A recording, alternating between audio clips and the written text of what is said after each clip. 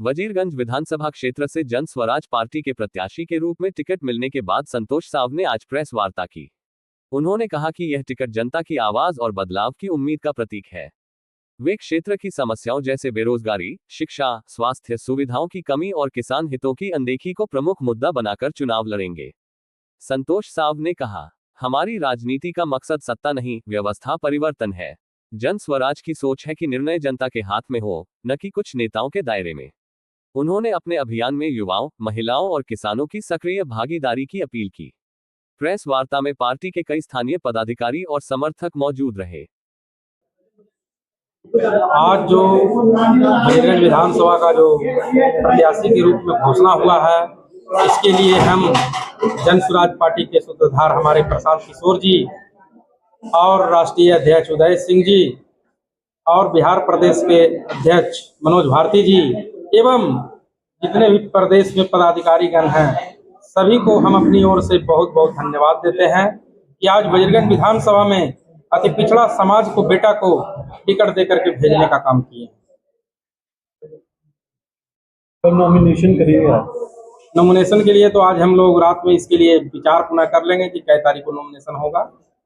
Nomination के लिए अभी कोई बातचीत हम लोग को कमेटी में नहीं हुआ है, और जो सब कमेटी में निर्णय होगा उस दिन हम लोग नॉमिनेशन करने का काम करेंगे। क्या सोचकर आप राजनीति और टिकट लिया है? सोच लेकर राजनीतिक में आए नहीं हैं, ये सोच लेकर के पूरे वजीरगंज विधानसभा में चले हैं कि ईमानदारी पूर्वक काम करना है।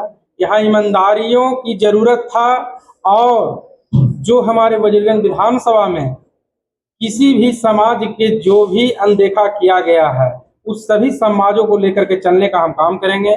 और जितने तरह का विकास का काम है, सभी विकास जो छूटा हुआ है उसको अपना स्तर से करने का काम करेंगे वजीरगंज विधानसभा में। क्या विकास वजीरगंज में? क्या विकास में बहुत सारे विकास बाकी है। विकास में आप मान लीजिए नली हो, गली हो, शिक्षा का क्षेत्र हो, मान लीजिए कि अंचलाधिकारी में बहुत चरम सीमा पर भ्रष्टाचार भरा हुआ है। ये सब चीजों को, लाइन ऑर्डर को दुरुस्त करने की जरूरत है। आपको भी देखने को मिलता होगा, सुनने को मिलता होगा कि किसी भी व्यक्ति गरीब गुरबा एक कट्ठा भी अगर जमीन लेता है, उसको मोटेशन में 3000 रुपया देने का काम करना पड़ता है, तब उसकी मोटेशन होता है, मोटेशन को रोक दिया जाता है।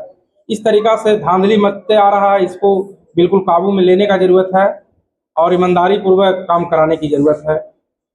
सभी वजीरगंज विधानसभा में ग्रामवासियों को हमारे तरफ से शुभकामना है कि जो अपना प्यार स्नेह देने का काम कर रहे हैं और वोट देकर के जिता के भेजने का काम करेंगे, मेरा पूर्ण विश्वास है।